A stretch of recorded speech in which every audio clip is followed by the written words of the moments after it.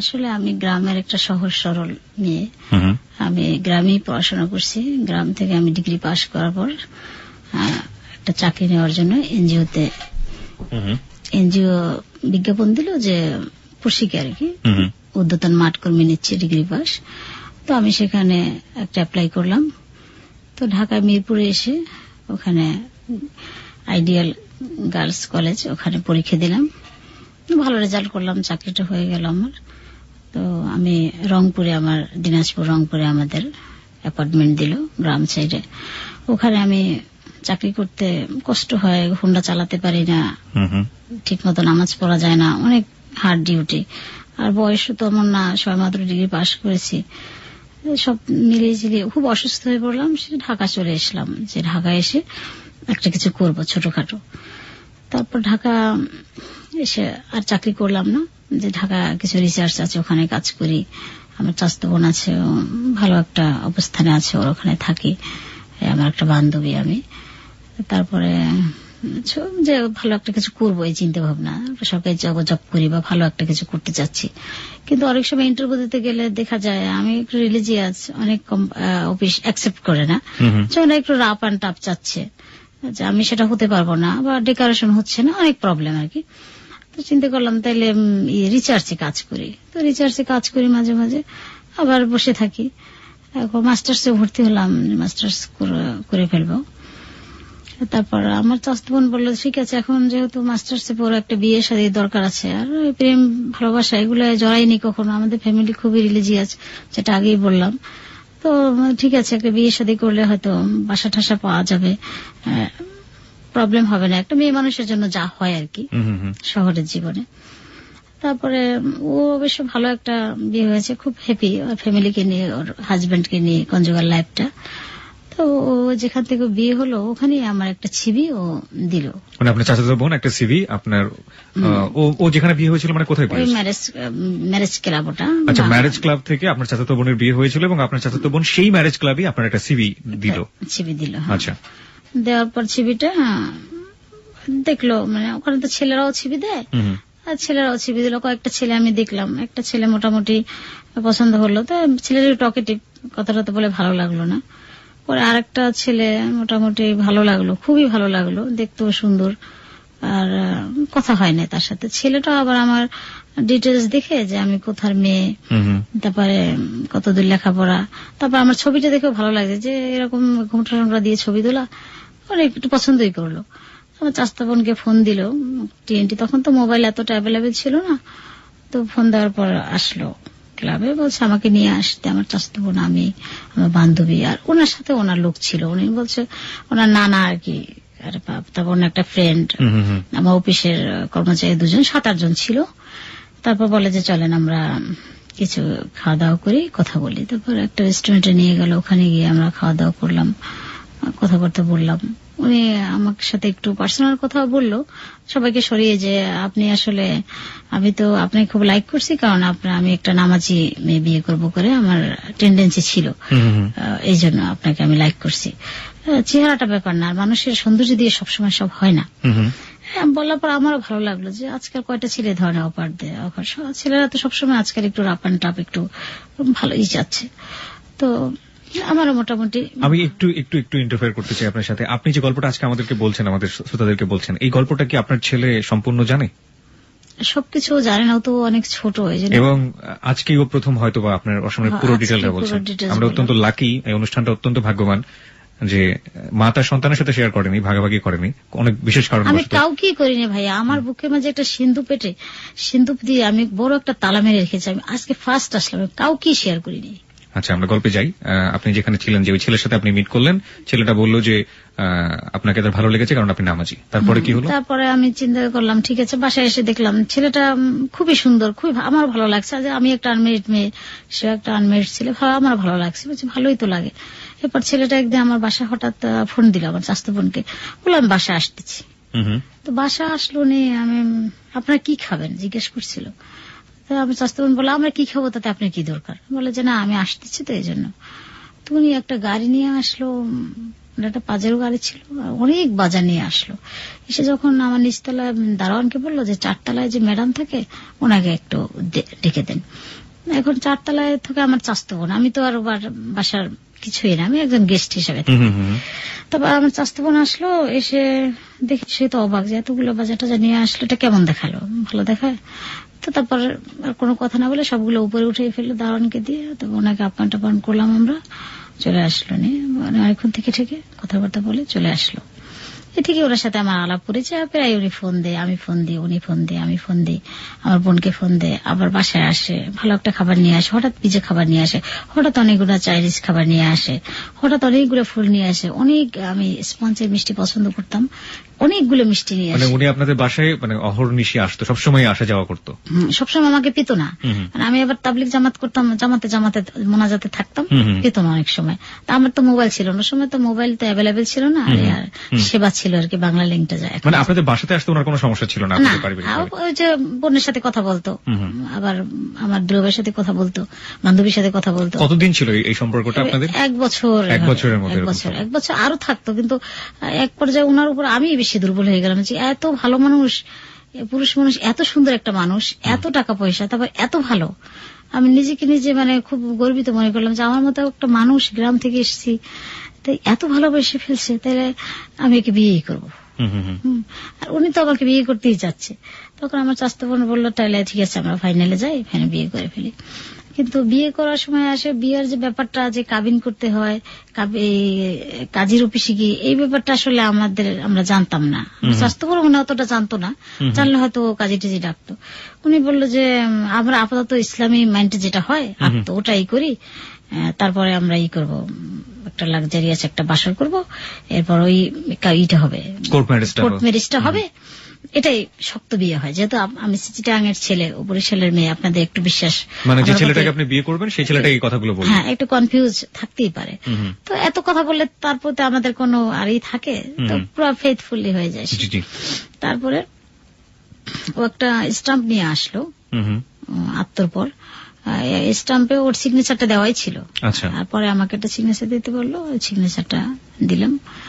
পরে বলে যেটা তিনি অ্যাডভোকেটের কাছে নিয়ে কি করে নিয়ে আসবে, কোর্ট ম্যাচ হয়ে যাবে। ছবি দিল, আমার ওর ছবি দিলাম। বেশ, এরপর একটা হোটেলে, আমাদের মোটামুটি একটা ভালো উন্নত মানের হোটেলে আমাদের বাসর হলো।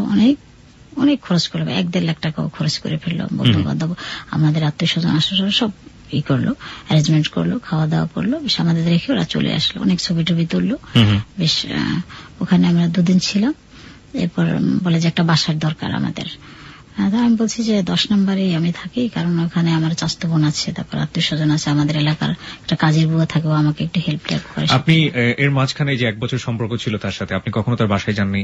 এবং তার বাসায় কিছু প্রেমনগর, প্রেমবাগান একটা বাসায় থাকতো, বলছে ও বলছে যে এইটা ওর বাসা, এবং ও ব্যাচেলর, এবং আলাদা একটা বাসায় থাকে। ও চিটাগাঙে, ওর 3টা ভাই, একটা দুবাইতে থাকে আর 2টা থাইল্যান্ডে থাকে। তাদের সাথে আপনার কখনো কথা বলা হয়নি? না, তারা বাংলা কথা খুব কম বলে, তারা নাকি ওই ভাষা বলে বেশি, মায়ানমারের ভাষা বলে বেশি, ওখানে চাকরি টাকরি করে। তো ঠিক আছে, তো আপনি 10 নম্বরে তারপরে বাসা ভাড়া করলেন? হ্যাঁ, বাসা ভাড়া করলাম। ওই ভাড়া করলো একটা 15,000 টাকা, একটা সুন্দর একটা বাসা। তখন এখন এই বাসার অনেক ভাড়া বেশি, তখন 15,000 টাকা ছিল। পরেও আবার ফার্নিচার টার্নিচার দিয়ে বাসাটা সাজালো সুন্দর করে, আর কাজের মেয়ে আনলো 2টা ওখান থেকে।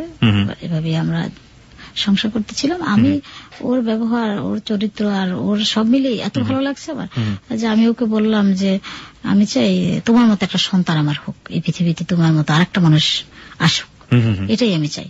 কারণ এত ভালো মানুষ আমার লাইফে আমি দেখিনি, এত সুন্দর কথা, এত মিষ্টি ভাষা, এত সুন্দর চেহারা, এত দাতা, এত দানশীল, যে দেখে সেই। আমার কাজের বুয়া বলতেছে আল্লাহ এই মানুষটা ফেরেশতা।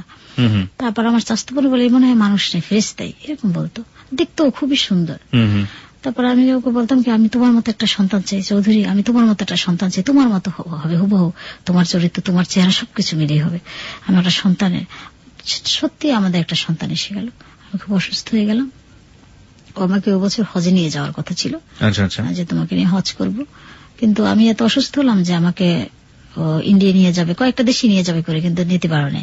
আমি খুব অসুস্থ হয়ে গেলাম, শুধু বমি করি ভালো লাগে না, চোখ বেঁধে বসে থাকি। চোখ বেঁধে বসে থাকেন কেন? যাকে দেখি তাকেই বমি আসে। আচ্ছা আচ্ছা। আর ফ্রিজটার দিকে তাকালেই বমি আসে আমার। এই জন্য চোখ বেঁধে শুধু কোরআন শরীফ পড়ি আর তজি পড়ি আর চোখ বেঁধে রাখি, কোথাও তাকাই না, বন্ধক সহ্য করতে পারি না কোনো ঘ্রাণ গন্ধ এগুলো। পরে এখন এত অসুস্থ আমি আর কিছুই খেতে পারি না, কোনো পানি খেতে পারি না, শুধু ওই কোকোকলার তখন তো ওরকমের প্লাস্টিকের বোতল ছিল না, কাঁচের বোতল ছিল, সফট ড্রিঙ্কস গুলো একটু খেতে পারতাম। হ্যাঁ ওইগুলা খেতাম আর ওই চাইনিজের স্যুপ টুপ এইগুলা খেতাম। তো এই মানুষটাকে নিয়ে কোথায় যাবে, এটা নিয়ে ঘরে রাখাই ভালো, এই জন্য আর কোথাও বের হতেন না। তবে রাতে ওই একটু গাড়ি ছিল, গাড়িতে নিয়ে আমাকে ঘুরতো, আবার হোন্ডায় ঘুরতো, এই করতাম, বেশ খুব হ্যাপি। আমি নিজে ধন্য মনে করতাম যে একটা মেয়ের আর কি চাওয়ার থাকে ভাইয়া বলেন, জি এর আর কিছু চাওয়ার থাকে? একটা ভালো স্বামী থাকলে, ভালো হাজবেন্ড, তারপরে এত সুন্দর হাজবেন্ড, এত কিছু আছে, এত সুন্দর মন, না চাইতে অনেক কিছু পাওয়া যায়। সে জুয়েলার্স নিয়ে আমার 50 ভরি স্বর্ণ দিয়ে সমস্ত বডি সাজিয়ে দিল। জিগিরা তোমার চেয়েও বেশি ওজন, দেখো আমি দিলাম তোমাকে 50 ভরি স্বর্ণ দিয়ে সাজিয়ে দিল। সে আমার জন্য সেই ইন্ডিয়া থেকে সে একটা 3 পিস নিয়ে আসে, তখনই 4000, 5000, 7000, 8000, যে 3 পিস গুলো আমার গায়ে লাগতো না।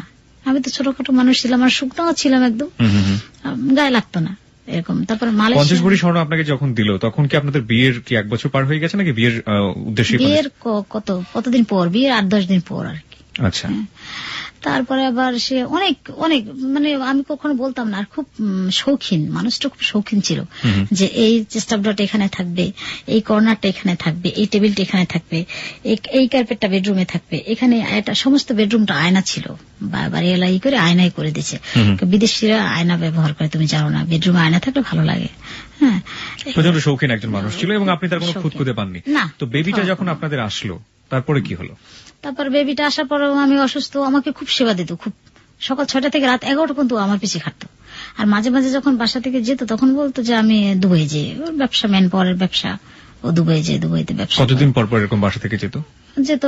8 দিন, 10 দিন, আবার 15 দিন পরে যেত অনেক সময়। 15 দিন আপনার সাথে থাকতো সে? হ্যাঁ। মানে এই সময়টা অফিস করে যেভাবে বাসায় ফেরা দরকার, রাতের বেলা থাকা দরকার, সেটাই মেনটেন করতো?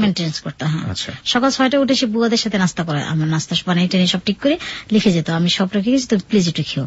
আবার আমি ঘুম দিয়ে উঠে চাস্তে নামাজ পড়ে 5 বার ফোন দিত, তুমি খেয়েছো, এইভাবে খুবই আমার কেয়ার ছিল তার। আচ্ছা। তারপরে আমি তো ওরকম অসুস্থ ছিলাম, কখনোই বুঝতে দেয় না সে, আমি বুঝতেই পারিনি তার ভিতরে একটা হিপোক্রিসি থাকবে। এটা আমার এখনো বিশ্বাস হচ্ছে না, যেটা আমার ভাগ্যই, হয়তো আমার ভাগ্যটাই খারাপ। আচ্ছা, তুমি গল্পের সামনের দিকে যাই। তারপরে আপনি যখন বেবি আসলো আপনার, এবং পরের ঘটনাগুলো কি, আসলে কি হতে থাকলো? তারপরে বেবিটা আসলো সেপ্টেম্বর মাসের 27 তারিখে, ওর ডাক্তার বলছে ডেট। তারপর ও 12 তারিখে বাসায় এসছে। 12 তারিখ বাসায় এসে আমাকে অনেকগুলো টাকা দিল, বলে এই টাকাগুলা যদি তুমি অসুস্থ হও, ক্লিনিকে তোমার তো কাছাকাছি লোক নেই, নাজমার মা আমার কাজে বউ, ওকে নিয়ে, আর 3-4টা নাম্বার দিল, ট্যাক্সি ক্যাবের নাম্বার, একটা ফোন করলে যেটা আসবে। অনেকগুলো টাকা মানে কি পরিমাণ টাকা দিল আপনাকে? আমাকে 40-50 হাজার টাকা দিচ্ছ। আচ্ছা আচ্ছা। এতগুলো টাকা আমি নিব না, বলছি এতগুলো টাকা তো দরকার নেই, তুমি তো চলে আসতেছো 26 তারিখের আগে, অল্প কিছু টাকা দাও, এটা বাড়ি ভাড়াটা থাক, আর আমি ক্লিনিকে যাবোই। বলে না, রাখো এরকম বলতেছে। আমি বলছি না, এত টাকা রাখবোই না, তাহলে তুমি আসবে না, তাহলে তুমি দুবাই থাকবা, বাচ্চা হওয়ার সময় আসবে না, এই বলে আমি টাকা রাখিনি। আমি 20,000 না 16,000 না 20,000 টাকার মতো রাখছি, একটা বান্ডিল, আর ওগুলো দিয়ে দিচ্ছি ওকে। না, এতগুলো টাকা রাখবো না। কেন, তোমার বিশ্বাস নেই আমি আসবোটা বেগে? না, তুমি আসবে না। বলবো যে টাকা দিয়ে এসছি ওকে, সবকিছুতে আছি, আমি যাবো কেন? আপনার কেন মনে হলো সে আসবে না? এতগুলো টাকা দিয়ে যাচ্ছে কেন, হয়তো আসবে না। টাকা না থাকলে তো অবশ্যই আসবে, যে কিভাবে ক্লিনিক থেকে আমি আসবো, এজন্য আমি টাকা রাখিনি।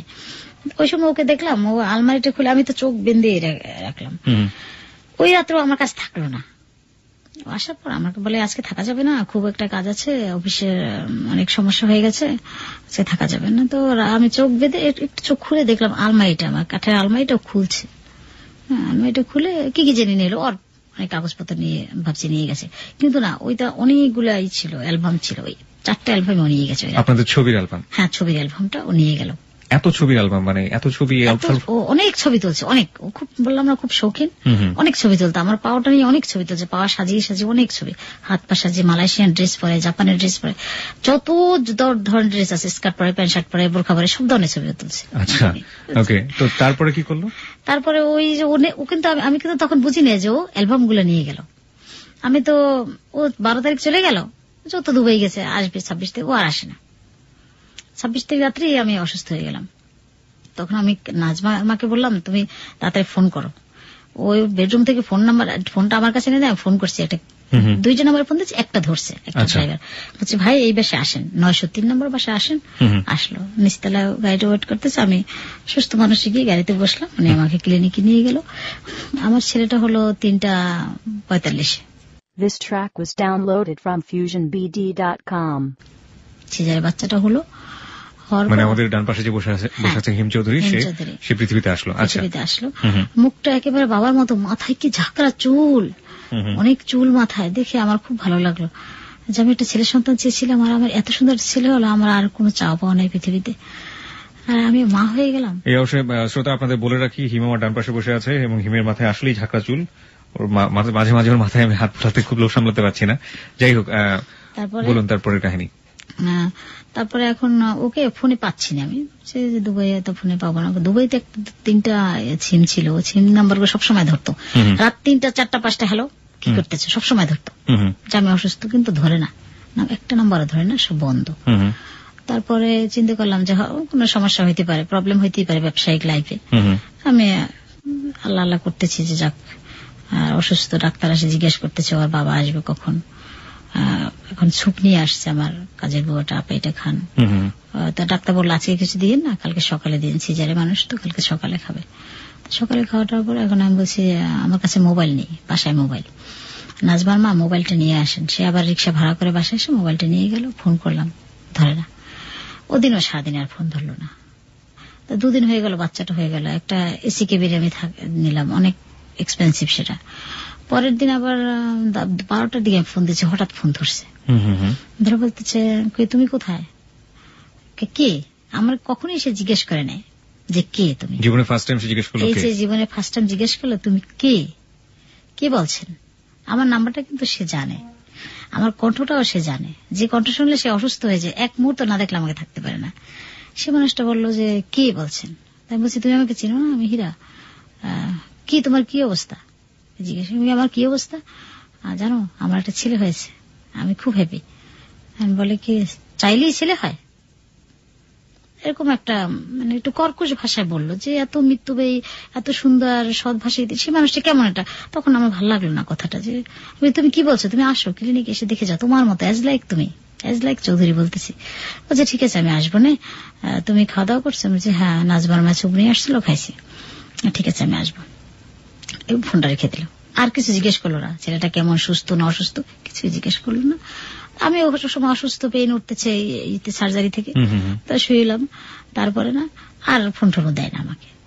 আমি আবার ফোন দিলাম যে তুমি আমার এত সুন্দর একটা সংবাদ শুনে, যে বাচ্চাটার জন্য তুমি এত ওয়েট করছো, বেবিটার জন্য এত করছো, তাহলে তুমি তোমার কোনো কিউরিয়াসিটি নেই, তুমি জিজ্ঞেস করবে না ও কেমন, আমার মতো না তোমার মতো, কেমন হয়েছে, ও কি সুস্থ না স্বাভাবিক, কত রকম হতে পারে না একটা বাচ্চা, তুমি তো কিছুই জিজ্ঞেস করো না বেবিটার সম্পর্কে। বলে যে আমি খুব ব্যস্ত, এটা বললো। বলছি ঠিক আছে তাহলে আমি একটু পরে ফোন দিই, ফোন রেখে দিলাম। রাত্রে আমি অনেক রাত্রে ফোন দিলাম, ভালো লাগে না, বলছে ভালো লাগে না, এখন ফোন দিলাম, তুমি ঘুমাও, ডাক্তারকে দাও বলতেছে। তো আমি ডাক্তার এসে বলছে তাকে দিচ্ছি, ডাক্তারকে বলছে আমাকে ওষুধ দিয়ে ঘুম পড়াতে, ইঞ্জেকশন দিয়ে। ডাক্তার বললো কি ব্যাপার, আপনার হাজবেন্ড এভাবে কথা বলে কেন, যে আপনি পেশেন্টকে এখনো জাগ না কেন, আপনার পেশেন্ট রাত 2টা বাজে, ঘুম পড়িয়ে দেন, অসুস্থ হয়ে যাবে, আপনার হাজবেন্ডের সাথে ভালো সম্পর্ক আপনার। বলি কেন ভালো সম্পর্ক থাকবে না কেন, কি বলেন এগুলা? না সে বললো যে আপনার ঘুম পড়িয়ে দিতে, আর কেমন কর্কশ ভাষায় কথা বললো। এখন আমিও মিলালাম যে আমার ওই ধরনের কথা কখনোই বলেনি, কখনোই না। এখন তারপরে আমি চিন্তা করলাম কেন এই কথা বললো কেন, মনে হয় ব্যবসা বাণিজ্য ভালো যায়নি, অনেক সময় ট্রাভেলের ব্যবসা হয় না, লাখ লাখ টাকা কোটি কোটি টাকা মার যায়, এ ধরনের কিছু হয়েছে, এই জন্য হয়তো আমার সাথে এই মিসগাইড কথাবার্তা বলছে। যাক সেটা মেনে নিলাম। পরদিন সকালে আর ফোন দিল না, সারাত্রে 12টা-1টা বেজে গেল। ডাক্তার বললো কি যে আপনি তো আজকে 4 দিন, ম্যাডাম আপনি যদি 5 দিনে যাবেন না 4 দিনে যাবেন, আপনার তো অনেক টাকা বিল হয়ে যাবে, আর ছাড় তো আসলো না। আমি বলছি বিল করেন আপনি, কত টাকা হলো, অসুবিধা নেই, ছাড় এসে দিবে। তারপর 12টার দিকে ফোন দিলাম, যে ফোন ধরছে, তুমি কোথায়? বলে আমি কিছু একটা দোকানে এসছি, সিমেন্টের দোকানে এসছি। ওখানে কি করো, অফিসে না? কয় না অফিসে না, তুমি এখন কি অবস্থা তোমার? আমি তো কি অবস্থা তুমি জানোই, তুমি আসো ক্লিনিকে, বাচ্চাটা দেখতে আসছো না, আজকে 4 দিন, এখন আমাকে এখান থেকে রিলিজ দিতে চাচ্ছে, অনেক বিল হচ্ছে, আমি এখানে থাকবো কেন, কাজের বুয়া আছে, মেয়ে আছে, ওরাই তো সব করবে, বাসায় গিয়ে বসে থাকো বাচ্চা নিয়ে। এখন বলে যে রিলিজ দাও, আমি কি করব? কি তুমি কি করবে তুমি জানো না? এখানে বিল দিতে হবে না? কত টাকা বিল হিসাব করতে বলো ডাক্তারকে। এভাবে কথাগুলো ফিকে ফিকে মারছে, ডিস্টেন্স হচ্ছে কথার ভিতরে। তো তখন আমি বুঝতে পারি না যে মানুষটা এত চেঞ্জ, এত সহজে এত মানুষ এভাবে চেঞ্জ হয়ে যায়, আমার নিজের কাছে এখনো বিশ্বাস হয় না। তারপর আর কথাটা বলিনি, ফোনটা রেখে মনটা নষ্ট হয়ে গেল। অনেকক্ষণ দোয়ানুস পড়লাম, আয়াতুল কুরসি বললাম, যে আল্লাহ ওইভাবে কথা বলছি কেন, তাহলে আমার লাইফটাই কি কোনো ঝড় তুফান আসবে? না, এটা ভুল চিন্তা, মানুষের মন হতেই পারে খারাপ। আবার এটা চিন্তা করে নাজবার মাকে বললাম বাসায় যাও, বাসায় গিয়ে কিছু খাবার দাবার নিয়ে আসো, তা কালকে আমরা যাই, তোমার সাহেবকে ফোন করি। পরে রাতে ফোন করলাম, আমি কবে যাবো? বলছে বিল আসছে কত? আমি 22,000 কত টাকা জানি আসছে।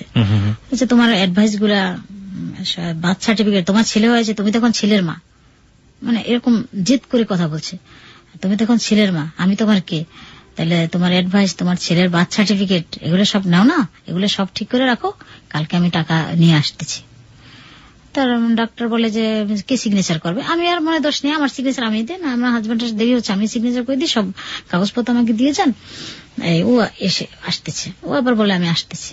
ও আসছে, ও আর ওদিন গাড়ি নিয়ে আসে না, হুন্ডায় আসে না, ও আসছে লোকাল গাড়িতে নেমে, তারপর ও আসছে রুমে, আমার রুমে এসে ঢুকে কোনো কথা বললো না। আমার বাচ্চাটার, বেবিটার দিক সে একবারও তাকায় নেই, সে একবারও তাকায় নেই যে একটা বাচ্চা পৃথিবীতে আসছে, সে নতুন একটা মুখ, সে কেমন, সে পঙ্গু হতে পারে, সে কালো হতে পারে, সুন্দর হতে পারে, অনেক রকমের হতে পারে, সবাই একটা ইন্টারেস্ট থাকে, কিন্তু তার কোনো আমার কাজের উপর যে ইন্টারেস্ট ছিল সেটুকু তার ছিল না, সে একবারও তাকায় নেই। ও তো একটা তোয়ালে মোড়ানো ছিল, শুধু আমার দিকটা কি বলে কাগজপত্র সব কমপ্লিট রেডি, তাহলে ই করো, সব ব্যাগ এন্ড ব্যাগেজ সব, আমি নিচে যাচ্ছি। নিচে চলে গেল, নিচে গিয়ে ট্যাক্সি ক্যাব নিয়ে আসলো একটা, তোমার গাড়ি? বলছে গাড়ি নিয়ে আসিনি, সবখানে গাড়ি নিয়ে আসা যায় না, সবসময় গাড়ি ইউজ করা যায় না, এরকম রাগ রাগ কথা বলতেছে। আমি আর কিছু জিজ্ঞেস করলাম না। তারপর আমাকে ও আসছে, ট্যাক্সি ক্যাবটা হলুদ ট্যাক্সি নিয়ে এসে বলে কি ক্লিনিকের ভিতরেই ঢুকছে একেবারে গাড়িটা। নাজমার মাকে বলতেছে ওকে ধরে ধরে নামান। যে মানুষটা আমার সন্তানটা পেটে 10 মাস, একদিন সে আমাকে গোসল করতে দেয়, আমার কাজের বুয়া দিয়ে সে গোসল করে না, সবসময় সে নিজের হাতে আমাকে গোসল করে দিয়েছে, নিজের হাতে খাওয়াই দিয়েছে। আর সে মানুষটা, আমি এত অসুস্থ সিজারের একটা মানুষ, সে একবার ধরে আমাকে সেই থেকেও নামায় না। তার ব্যবহারটা আমি অবাক হয়ে যাচ্ছি যে কেন এভাবে কথা বলছে কেন। আবার বলছি হয়তো বা টাকা পয়সা মার গেছে, লাখ লাখ কোটি কোটি টাকার ব্যবসা, হয়তো এই জন্য চেঞ্জেবল, এই জন্য। তারপর নাজমার মা আমাকে ধরলো, ওরা নাজমার মা ধরে ধরে নামাই আমাকে ট্যাক্সি ক্যাবে ঢুকালো। বাচ্চাটা নাজমার মার করে, নাজমার কাছে ওই সব আমার ব্যাগ এন্ড ব্যাগেজ, বলে যে ভাড়া দিয়ে দিলাম, আমাকে আর কোনো টাকা পয়সা দিল না, ভাড়া দিয়ে দিলাম, তুমি বাসায় যাও, আমি ফোন করবো না। বাসায় আমার TNT লাইন ছিল, তখন তো আর মোবাইল, আমার একটা মোবাইল ছিল, আর TNT লাইনটি বেশি ইউজ করতাম, তখন এত অ্যাভেলেবেল মোবাইল ছিল না। তারপরেও আর ফোন টোন দিল না। ওই দিন রাতে চলে বাসায় এসে দেখি কোনো খাবার দাবার নাই, কাজ না জানা সব নষ্ট করে ফেলছে ওরা। তারপর এখন কি খাবো, দোকানে গেলাম, গিয়ে কিছু চাল কিনলাম, ডাল ঠান কিনলাম, বাকিতে আনলাম, যে দোকানে কোনো টাকাই দিল না আমাকে, শুধু ট্যাক্সি ক্যাবের ভাড়াটা দিয়ে আর ক্লিনিকের বিল দিয়ে চলে গেল। আর বাচ্চা একটা দুধও কিনে দিল না, বাচ্চা দিকে তাকাই না এসে। তারপরে দোকানদারকে বললাম যে ভাই কি ম্যাডাম আপনি আসছেন কাজে? আমার একটা প্রশ্ন, সেটা হচ্ছে যে বাচ্চাটা আপনার যখন পেটে আসলো, হ্যাঁ, তখন তো সে আপনার সাথে কোনো খারাপ ব্যবহার করেন না, বাচ্চা আসার পরে, মানে পৃথিবীতে ও আসার পরে ও কেন এরকম হয়ে গেল? আপনার কি মনে হয়? আপনি কিছু জানেন না ব্যাপারে, যে ও চাইতো না একটা ছেলে হোক, বা এরকম কোনো ব্যাপার স্যাপার কি ছিল? এমনি ও মেয়েদের পছন্দ করতো, কিন্তু পছন্দ করলেও ওর তো মেয়ে পছন্দ করলে আমার ছেলে হয়েছে তাই বলে কি বাচ্চাটা তাকাবে না? সে তো একটা নিষ্পাপটা বেবি, তার কি অপরাধ, তাই না? সেটার জন্য এরকম আচরণ সে কেন করবে? আমরা সামনের দিকে যাই, আর স্টোরিটা আমরা সামনের দিকে যাই, তাহলে বুঝতে পারবো আসলে কাহিনীটা কি ছিল। তারপর আপনি কি করলেন? তারপরে দোকানে গিয়ে আমি চাল ডাল কিছু কিনলাম, যে কাজে মেয়েটা কি খাবে, আমি তো আর ভাত টাত খাবো না, আমি তো একটা স্যুপ খাবো না, তো ওরা কি খাবে দুজনে। চালটা কিনে আমি আর আসতে পারি না, হেঁটে হেঁটে। দোকানদার একটা ছেলে একটা ফাইল বুকাতে বলে আপনি অসুস্থ, পিছনে যাচ্ছেন কেন? আপনি তো শুধু পিছনেই যাচ্ছেন, দেখে আমি সামনে আসতে পারি, পিছনে যাচ্ছি। উনি আমার ব্যাগটা তলায় নিয়ে আসলো, আমাকে উঠিয়ে দিয়ে গেল। আচ্ছা, আপনি খুব অসুস্থ? বলছি হ্যাঁ।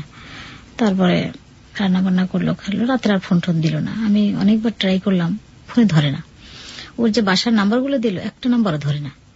ওর যে একটা স্পেশাল নাম্বার থাকে ওর, ওইটা আর কোন নাম্বার না ওইটা খোলা থাকবে, ওটাও বন্ধ। ওর যে অন্য অন্য নাম সব নাম্বারগুলোই বন্ধ। ও বেশি কোনো নাম্বারই ধরছে না। তাহলে কি হলো? মানুষটা কি মারা গেল, অ্যাক্সিডেন্ট হলো? কিভাবে জানবো এই মানুষটা কোথায়? এদিকে আমার হাতে কোনো টাকা নেই, বাচ্চার দুধ নেই, ও ব্রেস্ট ফিডিং হচ্ছে না, আমি তো খাচ্ছি না, না খেয়ে থাকতেছি, টেনশন, ব্রেস্ট ফিডিং হচ্ছে না, ওকে ল্যাকটোজেন খাওয়াচ্ছি। এখন কি খাওয়াবো বাচ্চাকে?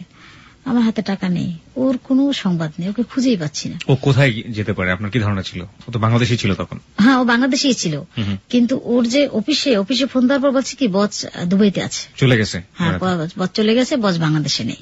কিন্তু আসলে ও বাংলাদেশি, ও বাসায়। আচ্ছা, সেটার কাহিনী আমরা পরের দিকে যাই। তারপরে আপনি কি করলেন, কিভাবে এই সমস্যার সমাধান করলেন? তারপরে আমি ওর যত পরিচিত অফিস আছে সবখানে যাই, যে ওনার অফিসটাই গেছি, মতিঝিলের অফিস ইন্টারন্যাশনাল উঠে গেছি। বলছি যে অফিসে লোকজন কোথায়? বলে ওনার তো 1 সপ্তাহ করে অফিস ছেড়ে দিয়েছেন, ওনারা আর ব্যবসা করবেন না, ওনারা দুবাইতে অফিস নিয়েছেন। এত তাড়াতাড়ি? হ্যাঁ, বাড়িওয়ালা টুলেটও লাগাই দিল বললো।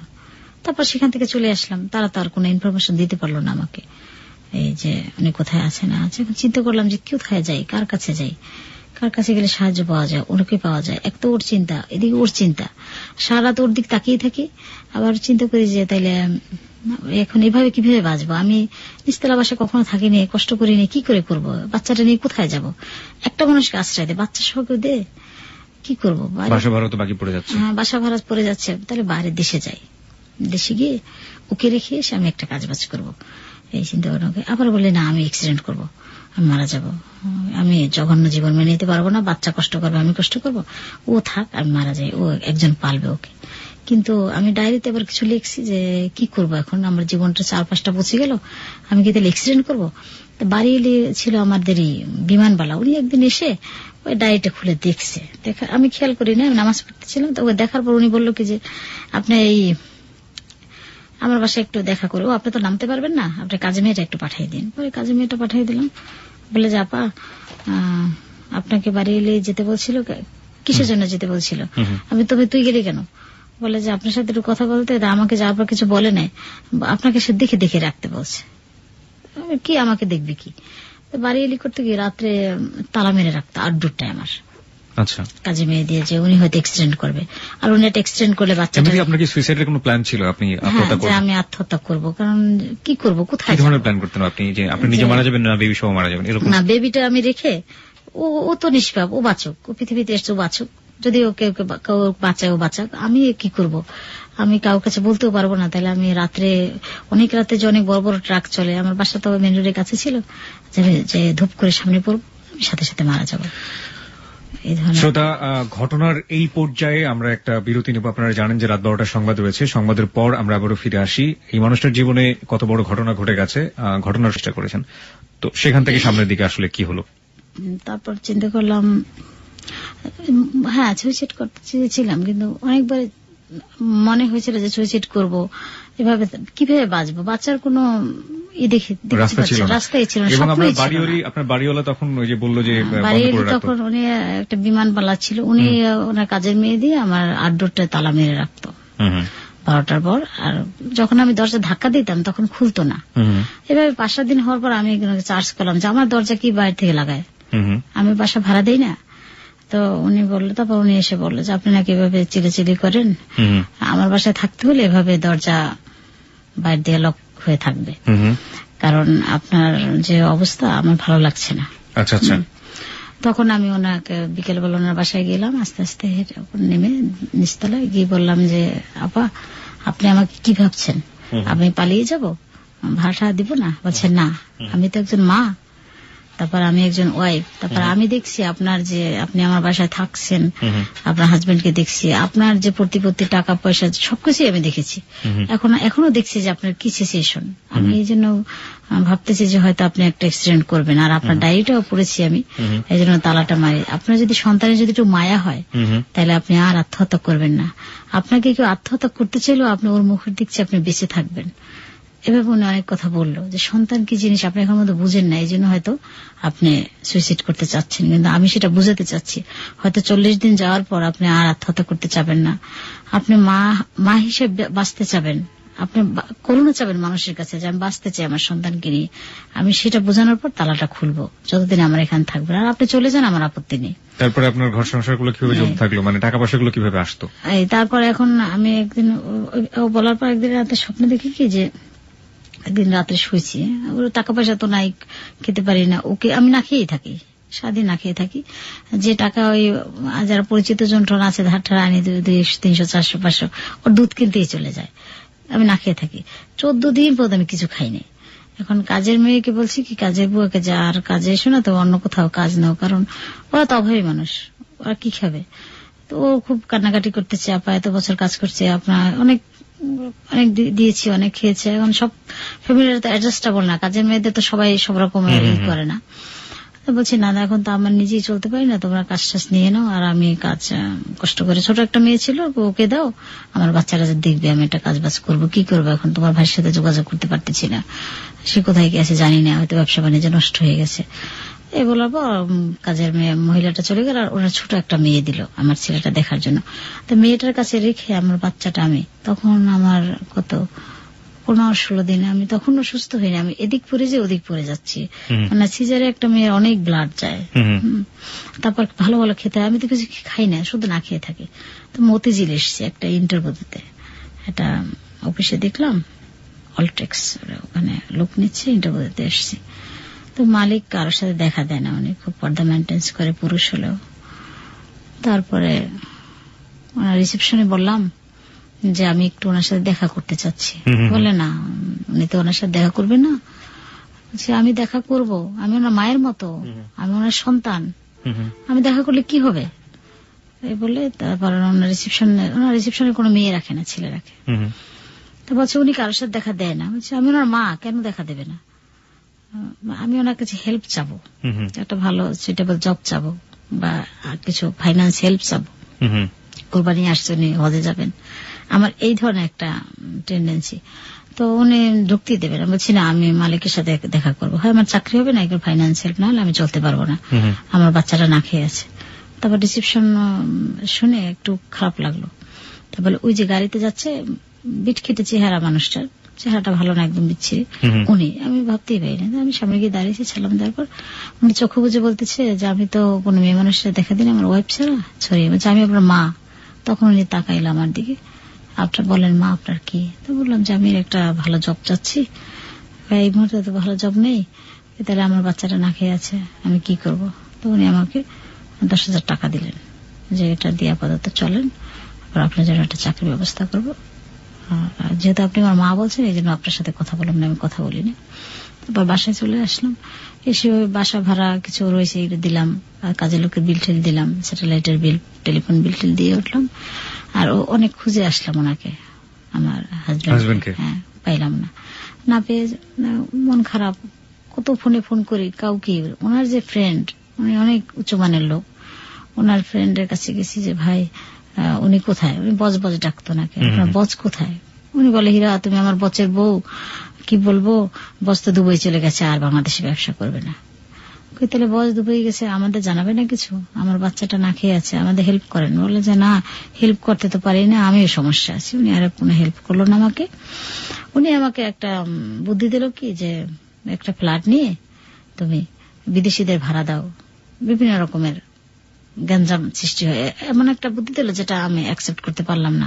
আমার বিবেকে ভালো লাগলো যে না এগুলো না, কেন, আমি শিক্ষিত সচেতন, আমি পরিশ্রম করে খাবো, এটা ছোট কাজ করব, তার মধ্যে আমার একটা সুখ আছে, এগুলো করবো না, না বিদেশিদের ভাড়া দেবো না, রোজা নামাজ না বিধর্মী এগুলো দরকার নেই। আমি আর ওনার ওটা এগ্রি হয়নি, এই জন্য উনি আর আমাকে হেল্প করলো না। আচ্ছা, আপনি কোন পর্যায়ে গিয়ে জানতে পারলেন যে আপনার হাজবেন্ডের এখানেই আছে এবং আপনার সাথে ফাঁকি দিচ্ছে? ওটা কতদিন পরে? তারপরে এটা জানলাম প্রায় ওর বয়স যখন 7-8 মাস। তার মানে আপনার বেবির বয়স যখন 7 থেকে 8 মাস, তখন আপনি জানলেন কোন একটা কিছু। সেটা আপনি কি জানলেন? সেটা মতিঝিলে একটা অফিসে গেলাম, বললাম যে এখানে উনি টিকিট দেয়? চৌধুরী বলে হ্যাঁ। আচ্ছা, আমি ওনাকে খুঁজছি, কেন আপনি কি আদম? আমি বলছি না, আমি ওনার ওয়াইফ। তা বললো কি বলছে, ওনার তো ওয়াইফ আছে, বাচ্চা আছে। ওই লোক বলছে যে ওনার ওয়াইফ আছে? হ্যাঁ, বাচ্চা আছে। আপনি কিসের ওয়াইফ? ওনার মেয়েরা তো বড় বড়, ওনার মেয়ে তো 2বার মেট্রিক পরীক্ষা দিবে, ছেলেও তো বড় হয়েছে, ছেলেও তো মনে হয় 3-4 পরে, এটা বললো। তো আমি বিশ্বাসই করেছি না, এটা মিথ্যা কথা। আপনি বিশ্বাস করেন না, আপনাকে বাড়ি ঠিকানা দিয়ে চলে যান। তো বাড়ি ঠিকানা দিল, ওই ঠিকানা বাসায় এসে মিলিয়ে দেখলাম ঠিকই, ওই যে বলছে এটা প্লট কিনছে, ওই ঠিকানাই এক ঠিকানা। আচ্ছা আচ্ছা। তারপরে আমি বাড়িতে গেলাম, ওই এলাকায় গিয়ে ঘুরে আসলাম, দেখলাম ঠিকই আছে। ওই বেরিয়ে আবার জিজ্ঞেস করলাম, দারোয়ান বললো হ্যাঁ সাহেব আছে। তা কেন যাবেন কি, বিভিন্ন প্রশ্ন করে। বলছি না, এমনি একটু কাজ ছিল, তো পরে আসবো। এবার চলে আসছি, কাটাই কাটাই চলে আসছি, আর যাইনি ভিতরে। কেন, আপনি কখনো যাননি ওখানে? না, কখনোই। আমাকে ও বলছে এটা প্লট, ওটা তো ফ্ল্যাট বাড়ি বলে না যে 5তলা বাড়ি, সেটা একটা প্লট কিনছে। আপনি যখন জানলেন যে তার আরেকটা বউ আছে এবং তার ঘরে 2টা মেয়ে আছে, একটা ছেলে আছে, আপনি কখনো জাননি ওই ফ্যামিলিতে, পরিবারে? না, ওই জানার পর তো ওই গেলাম, গিয়ে ওই দেখে আসলাম বাহির থেকে যে এটা কনফার্ম কিনা। ভিতরে কখনো ঢুকেননি? ভিতরে কখনো ঢুকিনি, বাইরে দিয়ে দেখে আসলাম। আর ওই বড় যে এটা গেটটা ফাঁক দিয়ে দেখলাম, ও বলছিল যে আমি সোফা কিনতে গেছিলাম, সোফা নিয়ে গ্যাঞ্জাম হলো, এত টাকা দাম, অত টাকা দাম। আমার 2টা সোফা ছিল, 8টা কিনতে গেলাম। তখন দোকানদারকে বলছিল আপনি এত দাম বলেন কেন ভাই, এর চেয়ে দামি সোফা আমার পার্কিং এ পড়ে আছে। দেখলাম ঠিকই অনেক দামি একটা সোফা পার্কিং এ। তাই ওইটা মিলালাম যে ও তো ঠিকই বলছে যে পার্কিং এ দামি সোফা পড়ে আছে, তাহলে আপনার সোফাটা এত দাম কেন? তখন দেখে চলে আসলাম। কিন্তু আপনি ওই পরিবারের সাথে কখন গেলেন যে আপনি পরিবারকে গিয়ে বললেন? তারপরে এসে আমি কি করলাম যে আমি খুব জেদ ধরলো যে ও তো আসলে এগেনিস্ট হয়ে গেল আমার, এই ভালোবাসাটা তো নাই, ও এখন শত্রু হয়ে গেল, তাহলে ওর আর ভালোবাসা ধরে রেখে লাভ কি? আমার সন্তান নিয়ে কষ্ট করতেছি, আমার বাসা নেই, বাড়ি এলাকার নামাই দিল, সব জিনিসগুলো রেখে, অনেক দামি দামি জিনিস ছিল ঘরের, সব জিনিস মালয়েশিয়া আর সিঙ্গাপুরে ছিল, সবগুলা একটা ওই ফুলের তোড়া সব দামি ছিল, একটু জেড দামি ছিল। আপনার বাড়ি ভাড়া দিতে পারছিলেন, সে কারণে আপনার বাড়িওয়ালা ফার্নিচার রেখে আপনাকে নামিয়ে দিল। শুধু ওর একটা ওর বেবি কোটটা আনতে চেয়েছিলাম, যে শখ করে বানিয়েছিলাম, কিছুই দেয়নি উনি। মানে আপনার বাচ্চার বেবি কোটটাও আনতে দেয়নি? না, যে বাড়ি ভাড়া দিতে পারে না, সব রেখে দিছে। আর পাশে ফ্ল্যাটের লোকজনের কাছে চাবি দিছে ওনারা। পরে বাড়িওয়ালার কাছে গেছিলাম যে টাকা কেটে আমার আর কিছু জিনিস, সব দামি ছিল আমার ঘরে, কিন্তু বাড়িওয়ালা বলে কি ওই যে মহিলা ছিল মিথি, ও সব নিয়ে গেছে। ও বলছে ভাবি কি দেবে, আপনাকে দিয়ে বলে নিয়ে গেছে, কিছু পাইনি আর। যাই হোক, তারপরে কি করলেন? শখের জিনিসই চলে গেল। তারপরে এখন আমি খুব জেদ ধরলো যে ও আসলে তো এগেনিস্ট হয়ে গেল, কি ভালোবাসা, কি বাসলো, বাচ্চাটা আসলো আর আমাকে পথে বসাই দিয়ে গেল, আমি এটা জব করতে পারতেছি না, কোথায় রাখবো, ওর জন্য মায়াও হয়ে গেল, বাচ্চাটা দেখতে এখন কি সুন্দর হলো, কি করে রাখি, কোথাও রেখে আমি কোথাও থাকতে পারি না, চলে আসি মায়ায়। তারপর চিন্তা করলাম, আমি অনেক বন্ধু বান্ধবের সাথে আলোচনা করতে যে আমি কি করতে পারি, ওরা বলতেছে একটা মামলা করে দেয়, ও তো আসলে চিট, ও তো একটা হিপোক্রিট, মামলা করে দেয়। আমার চাস্তো বোন যে বিয়ে ছিল, ও বেশি এগ্রি হয় না মামলায়, কারণ ও তো বিদেশ যাবে, সব ও সলভ করতেছে, সব কিছু দিচ্ছে, ফাইন্যান্স দিচ্ছে, তারপর ব্যাংকে। আপনার চাস্তো বোনকে আপনার হাজবেন্ড হেল্প করতো? হ্যাঁ, হেল্প করতো, কিন্তু না আগে হেল্প করতো, ওই যে ও যখন পালাই গেছে তখন আর সব কাগজপত্র মেনটেন্স পেপার দিয়ে গেছে, এখন ওই জন্য বেশি নড়ে চড়ে না, যে আমি আটাই ফেলাই তাহলে তো ও যেতে পারতেছে না, বুঝছেন। আচ্ছা, আমি ওর সাথে এখনো কনসাল্ট নেই না, যে না আমি আমার মতেই চলবো, নিজের বুদ্ধিতে পাগলও ভালো, আমি আমার বুদ্ধিতে চলবো। আপনি মামলা করলেন? তারপর লিগাল এইটে গিয়ে আমি একটা কমপ্লেন দিলাম যে এই ঘটনা, আমার বাচ্চাটা না খেয়ে আছে, আমাদের খোঁজ খবর নেই না, ও তো বেশ এস্টাবলিশড। তারপরে কি হলো? দেওয়ার পর 15-16 দিন পর একটা ডেট দিল, সেই ডেটে আমি বাচ্চারা কোলে নিয়ে যাচ্ছি, আমার গাড়ি ভাড়া নেই, আমি সেই মিরপুর থেকে হেঁটে যাচ্ছি একেবারে সেগুনবাগিচা, গিয়ে দেখি নিচে দাঁড়ানো ওর ফ্রেন্ড দুলাল ভাই দাঁড়ানো। আপনি এখানে কেন? হিরা শোনো, আমি কিছু দেখেন, কি শুনবো, ওনার হাত ধরতেছে আমার, আপনার হাত ধরছেন কেন? আমাকে হাত ধরে হাতের ভিতরে অনেকগুলা টাকা মরে দিচ্ছে আমাকে, আমি টাকাগুলো ফেঁকে ফেলে দিচ্ছি, যে টাকা দিয়ে কি করবো, আমার সন্তান না খেয়ে আছে, আমাদের খোঁজ খবর নেন না, আমার বাসা সব জিনিস বাড়িওয়ালা রেখে দিল, আমি এখন রাস্তায় আছি, কোনো বাসা নেই, কাজে বুয়ার বাসায় উঠতে হচ্ছে, আমার টাকা দরকার নেই, আমি ওকে দেখবো না। উনি দাঁড়াও এরকম করো না, পাগলামি করো না প্লিজ, চৌধুরী একটা ভদ্র মানুষ, মান ইজ্জত মেরো না, ইজ্জত আর লোকের ইজ্জত দাও, এরকম বুঝে জানে। বুঝাবার পর ঠিক আছে, আমি চৌধুরী কোথায়, বলছে আসবেনি, তুই আমার কথা শোনো। তো ওনার কথা শুনে বাসায় আসছি, আসার পর ওই দিন যায়, ও দূরে ছিল দেখে আমি খুব রাগম্বিত, সামনে আসে না। পরে অ্যাডভোকেটদের সাথে কথা বলছে যে ঠিক আছে, আমি আমার ওয়াইফের সাথে আপনার যেভাবে মানিয়ে দিচ্ছেন সেটাই আমি মেনে নেব। তা ওনারা বললো যে সব এগ্রি হয়ে গেল, ওনারা যে কন্ডিশন দেয় সবটাই এগ্রি হয়ে যায়। পরে আমি যাওয়ার পর বলে কি, আপনার হাজবেন্ড তো খুব ভালো মানুষ, যেমন মিষ্টি ভাষা, যেমন দেখতে, আমাদের সবাইকে খাওয়ালো, ওদের সবাইকে খাওয়াইছে অফিসে গিয়ে, এবং যা বলছে তাই মেনে নিচ্ছে। তাহলে আপনি এত মেজাজ করেন কেন? এখন দেখি আমি খারাপ হয়ে যাচ্ছে। ঠিক আছে, মেনে নিলে তো আমিও মেনে নিলাম। তো ওনাকে আসতে বলেন, ডেট দিল। সেই ডেটে ও আগে গেছে, ও গেছে ঠিক 8টা-9টার দিকে সকাল। গিয়ে বলে যে ভাই আমার তো একটা বোর্ড মিটিং আছে অফিসে, বিদেশে অনেকগুলো লোক ছিলাম, হজ যাত্রী ফেরত আসছে, আমার অনেক সমস্যা গেছে, কয়েক কোটি টাকার ব্যাপার। আমি সিগনেচারটা করে নিচে যাচ্ছি, আমার ওয়াইফ আসতেছে, বাঁচেও নাকি আসতেছে, বাচ্চাটা নিয়ে ও সিগনেচার করবে আর নিচে দেখা হবে। এ চালাকি করে সিগনেচারটা করে চলে এসছে। আমি গিয়ে বলি ও কোথায়, আমি ওর সামনে সিগনেচার করব। আমি ওকে বিশ্বাস করি না, ও একটা পিচ্ছিল মানুষ, ও খুব চালাক মানুষ। বলার পর বলে যে আপনি কেন বিশ্বাস করেন নাই? এত ভালো মানুষকে বিশ্বাস করেন, কাকে করবেন? ওই অ্যাডভোকেট গুলো বলতেছে আপনি সিগনেচার করেন। পরে আমি সিগনেচার করছি। সিগনেচার করার পর ও ফোন দিছে, ওখানে ফোন দিয়ে আমাকে বলতেছে তুমি আমার চেয়ে চালাক হওনি, আমি অনেক চালাক, যা বলতেছে। এখন আমি দেখেন, যখন ওনারা ধরে তখন বলে কি ভাই আমার ওয়াইফকে দেন একটু কথা বলি, হ্যাঁ মিষ্টি হেসে হেসে বলে। আবার যখন আমি ফোনটা ধরি বলে আসো এজিবি কলোনিতে আসো, তোমার সাথে কথা আছে। আমার মুখোশ খোলার মতো যোগ্যতা তোমার হয়নি, তুমি বাংলাদেশ কেন, তুমি বিদেশ থেকে ডিগ্রি আনলো, আমার মুখোশ খুলতে পারবে না, এটা বললো। তারপর আমি চিন্তা করলাম সিগনেচারটা করলে ফেলাম, আর এই ধরনের কথা বলে। সিগনেচারটা মূলত আপনারা করেছিলেন যে আপনারা মিউচুয়াল হয়ে গেছে, সব ধরনের সমস্যার সমাধান হয়ে গেছে, এগ্রিও। আচ্ছা, ওকে। তারপরে আমরা এজিবি কলোনি গেলাম, ওখানে একজন অ্যাডভোকেট ছিল, আমি, আমার চাচাতো ভাই আর আমার এক বোন, আমার কাজের বউটা, আমাদের বাসার সবাই গেছি। যাওয়ার পর আমি একটু উত্তেজিত হয়ে যাওয়ার পর, আর ও খালি প্লিজ এভাবে করো কেন, ও বিভিন্ন কমেডি কথা বলে, হাসাতে চাচ্ছে আমাকে। আমি যে না, এভাবে হাসা হয় না চৌধুরী, তুমি কিন্তু আমার সাথে খুব বড় ধরনের একটা বেইমানি করলা।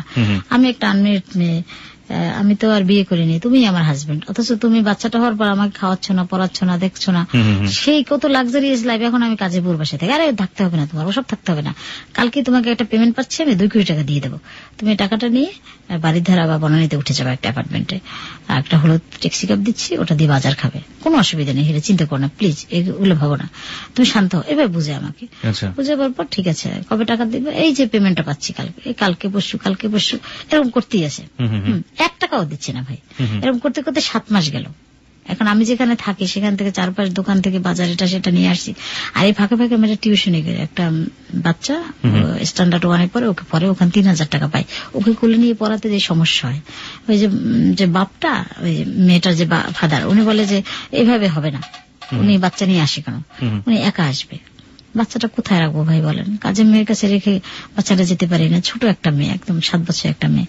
আমি তারপর তবু ওনার বউটা বলে কি থাক, অসুবিধা আছে, বড় লোকের বউ ছিল, আজ কিছু নাই, থাক, উনি একটু ছাড় দেয় আমাকে। বাচ্চাটা আবার আমাকে খুব পছন্দ করে, আন্টির পর আমার ভালো লাগে। এবার বাচ্চাটা পরে ওই টাকা দিয়ে একটু চলি কোন রকমের, ওকে এখন আর দুধ খাওয়াতে পারি না, ল্যাকটোজেন খাওয়াই, যে মিল্কপিট আছে না, ওই অনেক পানি মিলিয়ে খায়, বাচ্চাটা মোটা হয়েছে কিন্তু হালকা, ওই যে খাওয়াতে পারি না এই জন্য।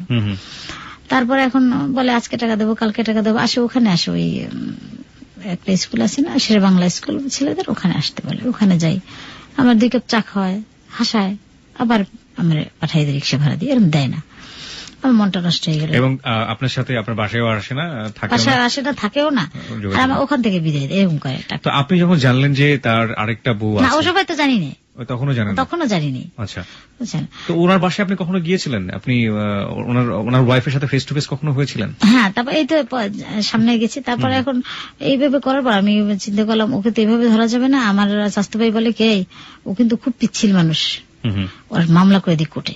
তখন কোর্টে মামলা করার পর, এখন ওই মামলাটা পাওয়ার পর ও আমাকে ফোন দিছে, ফোন দিয়ে বলে কি তুমি আমার বাসার ঠিকানা জানছো না জামালের কাছে? বলছি হ্যাঁ, তুমি বাসায় আসো। তখন বাসায় আমি গেছি। বাসায় যাওয়ার পর, যে বাসা আপনি অনেক আগে দেখে আসছিলেন? হ্যাঁ, দেখে আসছিলাম, আমার বাড়িটা আর কি, বাসা ওর নিজস্ব বাড়ি, 5তলা বাড়ি। তারপরে দারোয়ান দেখলাম আমাকে বেশ সুন্দর করে ঢুকে দিল। দারোয়ানকে বলছে যে বোরখা পরা থাকো, মহিলাটা জানে যে বোরখা ছাড়া আমি কোথাও জীবনে বের হবো না, বুঝছেন, বেশ ঢুকতে দিল। আপনার ছেলেকে সাথে করে নিয়ে গিয়েছিলেন? হ্যাঁ, ছেলে তো ছোট তখন। গেছি, তখন বয়স কত? ওর বয়স তখন 1 বছর হয় নাই। আচ্ছা আচ্ছা। তখন যাওয়ার পর দরজা নক করলাম, দরজা কলিং বেল চাপ দেওয়ার পর দরজা খুলছে একটা মহিলা, সে অপূর্ব সুন্দর, মনে হয় কি বেহেশতের অপ্সরী, সে সাধারণ মানুষ না, অপূর্ব সুন্দর। আমি কেউ ঠান্ডাট হয়ে দেখছি তাকে। বলছে আপনি এটা কি চৌধুরী বাড়ি? বলছে হ্যাঁ। বলছে আপনি কেন আসছেন? এই তো কাজ ছিল। আপনি কে? আমি মিসেস চৌধুরী, উনি বললো। তারপর বলছে আমি একটু ভিতরে আসতে পারি আপু? বলছে হ্যাঁ আসেন, বসেন। বসার পর আমি বললাম যে আপনি এত সুন্দর, আপনাকে রেখে আপনার হাজবেন্ড বিয়ে করতে পারলো? আপনি তাকে বললেন যে আপনাকে রেখে আপনার হাজবেন্ড বিয়ে করতে পারলো? কাকে? আমাকে, এই যে আমার ছেলে, আমি। নেভার, এটা কোনোদিনই হতে পারে নাকি। চিৎকার দিয়ে উঠছে, বিকট এক চিৎকার। বাবলু, এটা হতে পারে না, এটা বললো। বাবলু ছিল আপনার হাজবেন্ডের নাম? হ্যাঁ। ওনার মা এসছে, ওনার মা খুব কোঅপারেটিভ। ওনার মা এসছে, এসে ও মেয়েকে বুকে জড়িয়ে ধরলো এক হাত দিয়ে, আর এক হাত দিয়ে আমাকে ধরলো, আমাকে ছোপায় বসালো, আর মেয়েকে বলো তুই স্থির হ, সবকিছুই তো তোর। ও এসে বললে অমনি তুই ভেঙে পড়লি, তুই কাচের পুতুল, স্থির হ।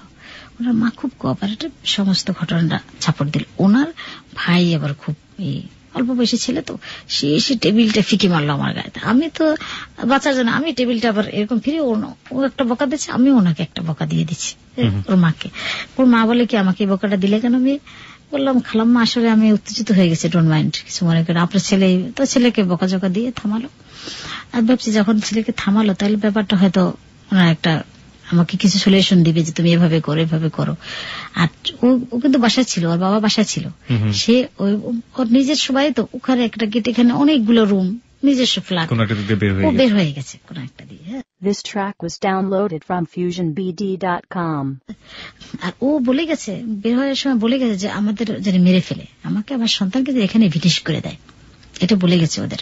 যেগুলো সব ব্ল্যাকমেল, আমার ব্যবসা বাণিজ্য নষ্ট করার জন্য এগুলো করতেছে। মানে উনি আগেই পরিবারকে কনভিন্স করেছে যে এটা ব্ল্যাকমেল করতেছে আমাকে, এরকম ভাবে মহিলাটা অনেকদিন থেকে আমাকে আগে থেকে ব্ল্যাকমেল। হ্যাঁ, ও আমার এক ফ্রেন্ডের ওয়াইফ, এই বলছে আমার ফ্রেন্ডের ওয়াইফ, কিন্তু এখন এইগুলা দাবি করতেছে ওকে ভিনিশ না করলে আমি কিন্তু কোন রকমের ব্যবসা বাণিজ্যে শান্তি পাবো না, এটা বলছে। বলার পর এখন ওর শাশুড়ি কিন্তু ওকে জবাব দিয়ে করছে, ওর বড় শালা যে, সে বলে না না আমি এটা বিশ্বাস করি না, ওনার আবার ওপেনার সার্জারি অপারেশন হয়েছে, অসুস্থ। বলছে না না আমি তো মরেও যেতে পারতাম, আমি সত্য কথা বলেই মরবো। এতে হাঁটছে বাবলুর মতো, চেহারা বাবলুর মতো, কি বলেন মহিলা মিথ্যে কথা বলে। আপনার বেবিকে দেখে সে বলছে? হ্যাঁ, বেবিটাকে ও বলতেছে, আর ও তার মতোই হাঁটে, নুয়ে নুয়ে, সবকিছু তার মতো। এখন ওকে না কি জানি খাওয়াচ্ছে, আমি ভয় পাই যে খালাম এটা সেটা খাওয়া, তোমার ছেলেকে মারবো না মা, ভয় পেও না। ভাবছি পরিস্থিতিটা, আমার কিছু খাবার দিল, খাও।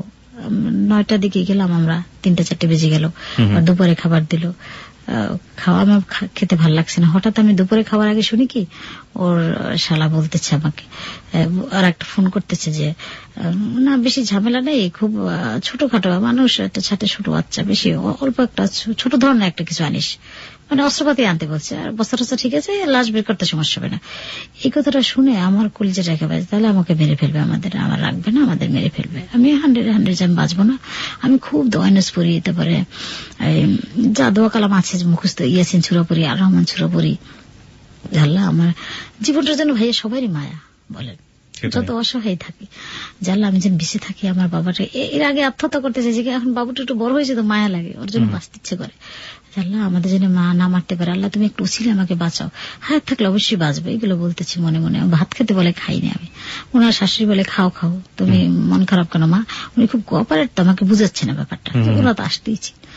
পরে আমি নিচে গিয়ে দারোয়ানকে বলে কি ভাই আমাদের একটু যেতে দেওয়া যায়, বাচ্চাটা ও উপরে, আমি বেরিতে পারলেই তো ওরে নিতে পারবো লোকজন ডেকে। দারোয়ান বলে আপনাকে তো বের হতেই দেওয়া যাবে না, উপর থেকে অর্ডার আছে, দেখেন না একজন একজন করে ঢুকেই একজন একজন করে বের করি। তখন চিন্তা করলাম তাইলে তো আর আমার বাচ্চা হবে না।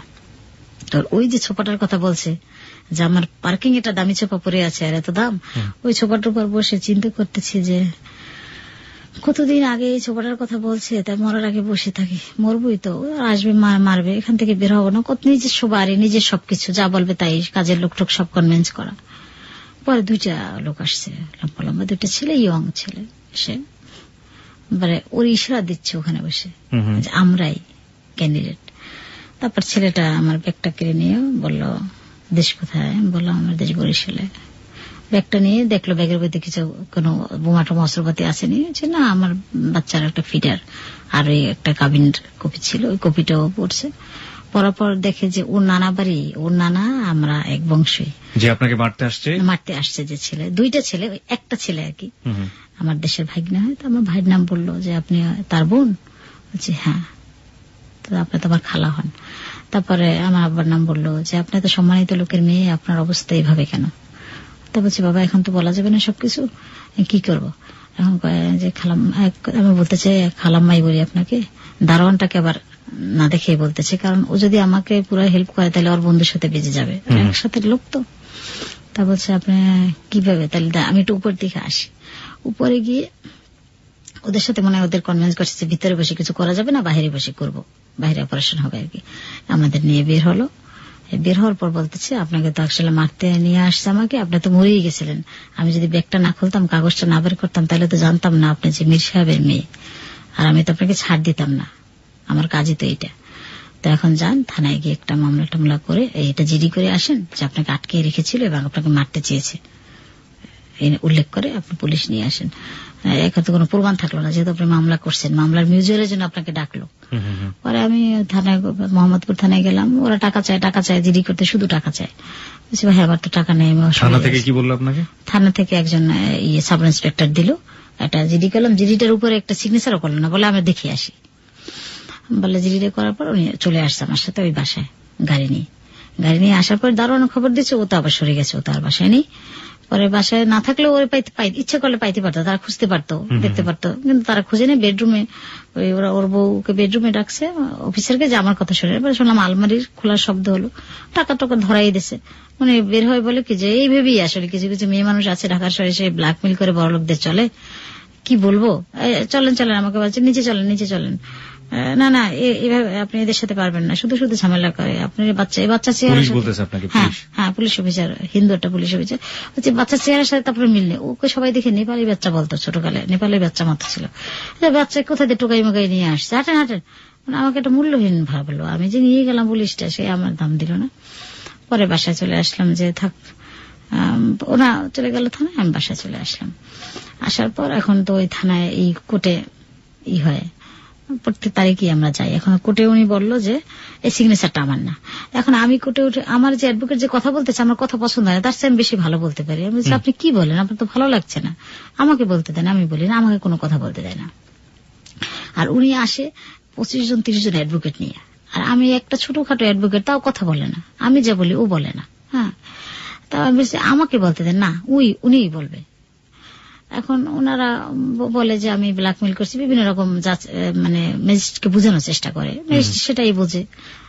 আমি কি বলবো, আমি খালি ওর দিক তাকাই, যে আমার সন্তানের দিকে একবার তাকাই। আমার বাচ্চাটাকে আমি দামি ড্রেস পাই, তখন আমি ইউনিলিভারে চাকরি করতাম, দামি ড্রেস পরাই নিতাম, চকচক করতো বাচ্চাটা দেখে ওই আর এক কোর্টের ম্যাজিস্ট্রেট পর্যন্ত কুলে নিছে, ওকে যে দেখতো সেই কুলে নিত, এক্সিলেন্ট দেখাতো ছোটকালে।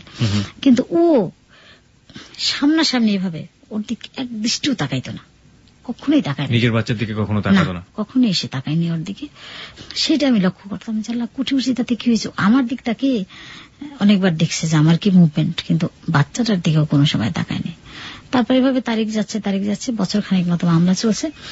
ও চিন্তা করলো যে মামলায় যদি হীরা, ও তো জানতো আইন টিন, আমি তো আর জানতাম না যে উচ্চ আদালত করলে, ডিএনএ টেস্ট করলে তো বের হয়ে যাবে যে আমার সন্তান, এগুলো যাতে না করতে দেওয়া যায়, তাহলে সে বুদ্ধি করি ওই করে আমার যে অ্যাডভোকেট, তাকে আমি 50 টাকা 100 টাকা 200 টাকা 500 টাকা দিই, ও বেশি করে টাকা দিয়ে ফেলছে।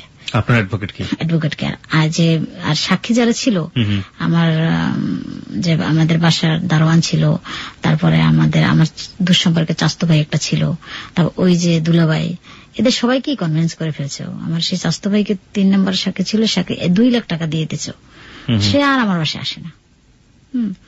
তারপর অ্যাডভোকেট আমাকে যে মামলার যেদিন জাজমেন্টটা হবে সেদিন তো আমাকে জানাবে, আমি উঠবো, আমি খারাপ একটা রেজাল্ট হলে তো আমি জানবো যে এই রেজাল্ট আমাকে দিচ্ছে, যেহেতু মামলাটা 1.5 বছর 2 বছর চললো, কিন্তু সেই জাজমেন্টের তারিখটা আমাকে সে জানায়নি। আমাকে বলে যে আপনি ঢাকায় থাকেন না, কারণ ওরা তো লোক বেশি ভালো না, আপনাকে মেরে ফেলবে, আপনার সন্তানকেও মেরে ফেলবে। এখন জীবনের মায়া তো সবাই ভাইয়া, জীবনটার চেয়ে বড় কি আছে বলে। তার আমি বান্ধবীর বাসা আছে রংপুরে, ওখানে গিয়ে থাকি। তা বান্ধবীর হাজবেন্ডটা আমার ভালো লাগে না, থাকি অনেক কষ্ট করে, ওর মুখের দিকে থাকি। ওর হাজবেন্ডটা ডাক্তার, কিন্তু একটু কেমন উচ্ছৃঙ্খল টাইপের, আমার ভালো লাগে না, চলে আসি। আবার এসে ঢাকায় কাজে বউর বাসায় থাকি, আর ওই ছোটখাটো কাজ করি, তারপর ওকে নিয়ে টিউশনি করি, এভাবে দুধের টাকাটা আমি খাই না, খাই 3 দিন 7 দিন, এখন অনেক না খেয়ে থাকি। খাওয়াটা আমি ধরি না, যে জীবনটা বেঁচে থাকতে পারলে, বাচ্চাটাকে বাঁচাতে পারলে। তারপরে এখন আমি তো আর জানি না যে আমার মামলা ফাইনাল হয়ে গেছে। আমি অনেকদিন পর ফোন দিছি অ্যাডভোকেটকে, কি বাসার ভাই, আপনি তো আমরা কোন রেজাল্টই জানালেন না, আমার মামলাটা কি ফাইনাল হবে না? আমি ফাইনাল হলে আমি আর যদি এখানে ঠকে যাই আমি আরেকটা কোর্ট করবো, আরেক রকম মামলা করব। আমি তো 100-100 আমার সন্তান ওর। এবং এই পৃথিবীতে আমি জন্মগ্রহণের পর আমার যৌবনের আমি বড় হয়েছি, কোন পুরুষ আমার হাতটাও ধরে নেয়। আমি সেরকম একটা তালেবান ফ্যামিলির মেয়ে। কাজী আমি তো জানি আমি কাবার চেয়ে পবিত্র, ওই একমাত্র আমার স্বামী এবং ও আমার সন্তানটা জন্ম দিয়েছে। আমি যত বড় কোর্ট আমি সেখানে যে প্রমাণ করতে পারবো আমার সন্তান। কি বললো তারপর? এখন ও বলে কি যে কি বলেন এগুলা, এটা কথা হয় নাকি? কবে আপনার মামলার ফাইনাল হয়ে গেছে? কি বলেন মামলা আমি জানবো না? আপনি তো আসেন না, আপনি তো খুঁজে পাইনি। কেন? আমার মোবাইল নাম্বার আছে, আমার যে আমি যে রংপুরে থাকি সে TNT নাম্বার, বাসার নাম্বার, ওই অফিসে দুলাভাইয়ের নাম্বার সব ওর কাছে আছে। তাহলে আমি কোনোটা পাইনি আপনাকে। কবে গেছে? গেছে, বেশ ভালো কথা। আমি 2 মাস পর ফোন করছি। বলতে পারতো না যে আপনি হাইকোর্ট করেন, 3 মাসের মধ্যে নাকি হাইকোর্ট করতে হয়, সেটাও আর বলে না। অনেকদিন পর 90 দিন যাওয়াটার পর বলে কি আপনি তো হাইকোর্ট করতে পারতেন, যোগাযোগ করলেন না। কই হাইকোর্ট করতে পারতাম মানে? বল 90 দিনের মধ্যে হাইকোর্ট করতে এখন তো সময় নেই। ওইভাবে জাজমেন্টটা হয়ে গেল, ওভাবে ওই জাজমেন্টটা রয়ে গেল। ওকে আর পেলাম না। এখন চিন্তা করলাম একদিন ওর সাথে যোগাযোগ করি, হ্যাঁ, ওর বাড়ির সামনে যাই, গিয়ে ওকে কিছু বুঝেই বলি যে দেখো বাচ্চাটা নিয়ে এত সমস্যা আছি, এখন আমি কি করব, বাচ্চাটা কি করে বাঁচাবো? তোমার তো অনেক আছে, কেউ জানবে না, বাচ্চাটাকে শুধু তুমি খাওয়ারটা দাও, আমি একটা কাজবাজ করে বাচ্চাটা নিয়ে চলি। এখন গেছি, ওর বাড়ির সামনে দাঁড়িয়েছিলাম, দেখি ও ঢলতে ঢলতে বের হয়েছে। ওদিন ওর গাড়ি নষ্ট। বের হওয়ার পর ও তো বিদেশি স্টাইলে চলতো। বের হওয়ার পর এখন ও একটা সিএনজিতে না বেবি ট্যাক্সিতে উঠছে, তখন সিএনজি ছিল না। ওঠার পর আমি উঠে গেছি, ওর পাশে বসছি। বসার পর এখন ওর লোকে অনেকগুলো পাসপোর্ট, সাইড ব্যাগেট, অনেকগুলো টাকা। এখন আমি বলি আজকে তোমাকে ধরছি, বরিশিল্লা মাইয়া, তোমার আজকে জবাই দিয়ে খাবো। এখন বলে কি করবা? কিচ্ছু পারবে না, কুটেই পারো না। দেখো না তুমি আমাকে ব্ল্যাকমেল করছো, এটাই প্রমাণ করেছি তুমি খারাপ নেই, এটা বলে তুমি কিছু পারবে না। তোমাকে আজকে এখানে আমি ধরে নাড়াচ্ছি ওকে বেবি ট্যাক্সিতে বসে। এখন বেবি এলার বলতে চাই বেবি থামো, বেবি থামো। এই মহিলা আমার সাথে, মহিলা আমি মহিলা বলো কেন, ভুলে গেছে আমাকে। নর্মাল কথা বলতে চৌদেশি ভালোবাসার কথাগুলো মনে করো না। রাতের পর রাত আমাকে নিয়ে ঘুরতে, বড় বড় হোটেলে খেতে, কত দামি জিনিস দিতে, কত ভালোবাসতে। আমার ছেলেটার নাম পর্যন্ত তুমি সিলেক্ট করছো, তুমি দিয়ে নাম, যেহেতু তোমার নাম হীরা, ওর নাম হবে হিমেল বা হিম, তুমি সিলেক্ট করে দিলে। আর তুমি আজ আমার সন্তানে কিছু দিচ্ছ না, সে না খেয়ে আছে, তার ঘরে দুধ নেই, কিছু খাবার নেই, জানো আমার একটা ভালো চাকরি নেই। এই বলতেছে, ও শুনতেছে মতিঝিল পর্যন্ত আসার পর ও গাড়ি দিয়ে নেমে গাড়ি ভাড়াটা দিয়ে ওকে দেখো 1 পাও আসবা না আমার পিছিয়ে। এখন একবার এক রিক্সাওয়ালা আমাকে বলে কি হয় আপনাকে, আমার হাজবেন্ডকে ধরেন ভালো করে, আমরা আছি। আমি আবার ধরলাম না, যে ও যদি আবার অন্য আজে বাজে কিছু বলে, ভয় আমি আবার ওকে ছেড়ে দিলাম, কিছু বললাম না। বাসায় চলে আসলাম। বাসায় চলে এসে ওর একটা নাম্বার নিয়ে আসছে, যে অফিসে বসে ওই নাম্বার নিয়ে আসছে। নাম্বারে ফোন করছে একদিন, বুঝে নেয় যে আমি ফোন করছি। হ্যাঁ, তার আমি বলছি কি একটু ওর পিএস কে বলছি একটু বচকে দেওয়া যায়, তার দিছে। তারপর বলছে আমাকে একটু সাহায্য করো, আমি তো সমস্যা আছে বাচ্চাটা নিয়ে, বাচ্চাটা না খেয়ে আছে। কিন্তু কোনো কথাই এসে বললো না যে বাচ্চাকে কি দেবে না দেবে। তুমি তো মামলাই করছো, আবার আমাকে ফোন করো কেন, তোমার তো লজ্জা থাকা উচিত, যেহেতু মামলা করছো তুমি আর কখনো আমাকে ফোন দিবে না। পরে আর ফোন দিনে যে না। কিন্তু ওর বাড়িতে আমি চিঠি দিই, প্রায় এখনো চিঠি দিই, প্রত্যেক বছর 3-4টা চিঠি দিই, 5টা চিঠিও দিই। এবছরও 3টা চিঠি দিয়েছি। আবার ভয় দেখায় যে আমি ডিএনএ টেস্ট করবো, আমি কোর্টে উঠবো, এটা সেটা। ও তো জানে আমি কোর্টে উঠতে পারবো না। তবে মানবাধিকার আছে না, গত বছর ডিসেম্বরে মানবাধিকার বাস্তবায়ন ওখানে সিগমা হুদার, ওইটা গিয়ে আমি বললাম ডিটেলস যে আমি আসলে কি করতে পারি, বাচ্চারা আমি খুব অসহায়, কোথাও যেতে পারি না, কিছু করতে পারি না, বা আমি এখন অসুস্থ, হার্টের রোগী হয়ে গেছি চিন্তায় আমি ওটা কাজ করতে পারি না, বাচ্চাটা কি খাওয়াবো, কিভাবে বাঁচবো আমরা, আপনি একটু যেহেতু আপনারা মানবাধিকার বাস্তবায়ন করে, তা আমার সন্তানের অধিকারের বাস্তবায়ন করে দেন। এই বললাম। ওনারা একটা চিঠি দিল ওনাকে।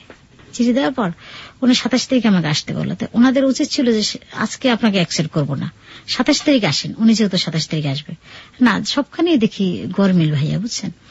ওনারা আমি 27 তারিখে আসবো, ওনারা আসছে 24 তারিখ। এসে সিগনেচার করে বলে গেছে যে আমরা তো এটা একটা মামলা হয়েছে, মামলার জাজমেন্টে আমরা জয়ী হয়েছি, ও এই মহিলা ভালো না, এটা সেটা, এই বাচ্চাটা নিয়ে সমস্যা করতেছে, এই সন্তান আমাদের না, আমরা কিছুই জানি এই সম্পর্কে, আমাদের বাড়ি খাওয়ার জন্য এগুলো করতেছে। এগুলো বলে টলে উনি চলে গেছে ওই ওনার কাছে। উনি আবার 29তম বিসিএস ক্যাডার, মেয়েটা ম্যাজিস্ট্রেট হয়েছে। এখন উনি আমাকে বলতেছে আমি 29তম বিসিএস ক্যাডার। আপনার 29তম না 30তম, আপনাকে মূল্যায়ন করতে পারি না, কারণ আপনার 27 তারিখ ডেট, আপনার যে কমিটমেন্ট, আমি 27 তারিখ, ওনাও 27 তারিখ, আমার সামনে বসে ওনারা বলবে যে এটা আপনি 24 তারিখ তাদের সিগনেচার রাখলেন কেন? তাহলে 27 তারিখ আমার কি মানবাধিকার মূল্য আপনারা বাস্তবায়ন করবেন? আপনার আসার লোক ভালো নাই বলে আমি ওখান থেকে চলে আসলাম, যে না ওখানে আমি কোনো বিচার পেলাম না, এবার বের হয়ে গেল। এবার আবার অ্যাডভোকেটের সাথে আলোচনা করলাম যে আসলে এই ওর কিভাবে একটু অধিকার দিতে পারি। ও ইদানিং এখনো বড় হয়েছে না, এখন জিজ্ঞেস করে মা স্কুলে 2 বছর পড়াইনি, এবার ভর্তি করেছে অনেক কষ্ট করে, নিম্নমানের স্কুল, যেতে চাচ্ছে না। বস্তির দারোয়ান বলে আপনার ছেলে বস্তির বাচ্চাদের সাথে শুধু মেশে, কেন দেখি কি ওর ক্লাসমেট, মা ও ক্লাসমেট, কি বলবো, কি বাচ্চা কোথায় ভর্তি করেছেন? বাচ্চা স্কুলে বাসায় বসে থেকে মন নষ্ট হয়ে যায়, এখন বড় হয়েছে না, বুঝে। ওর বয়স এখন 11 বছর, এবং এই 11টা বছর আপনি এই যুদ্ধটা করতেছেন। আচ্ছা, আমরা সংবাদের জন্য ছোট্ট একটা বিরতি নেই, বিরতির পরে এসে আমরা হিমের কাছ থেকে কিছু কথা শুনবো বাবা সম্পর্কে। আশা করছি আমাদের সঙ্গেই থাকবেন। আপনি শুনছেন হ্যালো 8920, এই অনুষ্ঠানে আপনি ফোন দিতে পারেন 91156688, এটা হচ্ছে আমাদের নাম্বার। 24 ঘন্টা নাম্বারটি খোলা রয়েছে, আপনি আপনার কথা বলতে পারেন এবং হতে পারেন আমাদের স্টুডিওর গেস্ট। আমরা সংবাদের পরপরই ফিরে আসছি, আমাদের সঙ্গেই থাকবেন।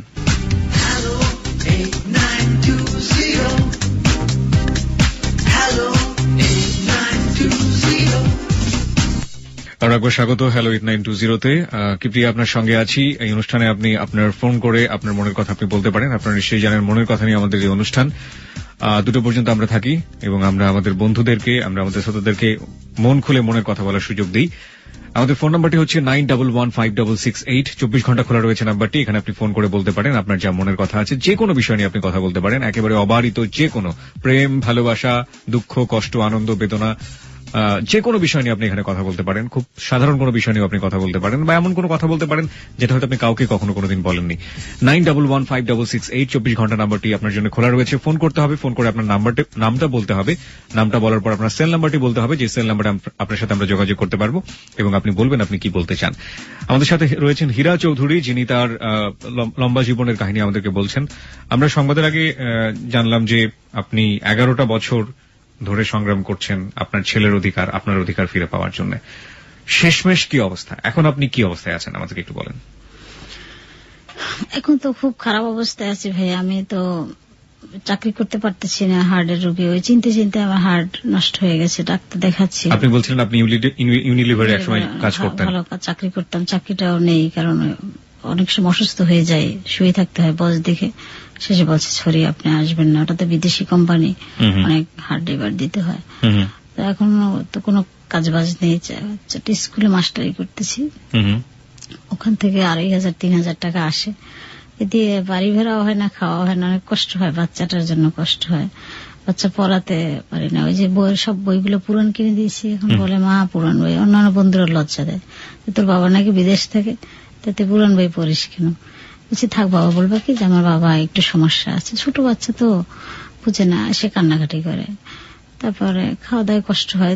2,500 টাকা কি হয় ঢাকায়, বাড়ি ভাড়াটা বাসা ভাড়া নিয়েছি, ওইটা ভাড়া নিয়ে 2টা ছেলেকে দিয়েছি, ওরা বিশ্ববিদ্যালয়ে পড়ে, ওরা 2 রুমে থাকে, আর মা ছেলে মিলে বেলকনিতে আমরা থাকি, ফ্যান নাই, অনেক কিছু ছিল, সব তো নষ্ট হয়ে গেছে। 11টা বছরে আর কত থাকে, যুদ্ধ করতে করতে সব হারিয়ে ফেলছি। আপনি বলছিলেন আপনি 50 ভরি স্বর্ণ ছিল আপনার, সেই স্বর্ণ দিয়ে আপনি কি করেছেন? ওই যে ওর খুব অসুস্থ হয়েছিল ছোট, তখন 11 দিন, তখন ওর স্টোমাকটা সমস্ত ব্যাকটেরিয়া হয়ে গেছিল, তখন এমআর খানের কাছে নিল, ওনার ক্লিনিকে ভর্তি করার পর দামি ইঞ্জেকশন দিল, ওই সময় সব বিক্রি করে দিচ্ছে স্বর্ণগুলো, ফার্নিচার অনেক বিক্রি করেছে, স্বর্ণ বিক্রি করে ওকে বাঁচাইছে। বাবা বেঁচে থাক, আমার বাবা, ছেলে বেঁচে থাকলে সব হবে, আস্তে আস্তে সব নষ্ট করে ফেলছে। এখন এই অবস্থায় আপনি আছেন। হিম, তুমি তোমার আম্মার কথা তখন শুনতেছিলা, তুমি যে আজকে যে জিনিসগুলো জানলা তোমার আম্মার কাছ থেকে, তোমার আম্মা তো তোমাকে আগে কখনো বলে নাই, তুমি কখনো তোমার বাবাকে সামনাসামনি দেখেছো? না। তোমার কখনো দেখতে ইচ্ছে করে? হ্যাঁ, দেখতে ইচ্ছে করে। তুমি তো জানলা তোমার বাবা তোমার আম্মুর সাথে কি করেছে, তো তুমি যখন বড় হবা তখন তুমি তোমার বাবাকে সামনে পেলে তুমি কি বলবা, কি জিজ্ঞেস করবা?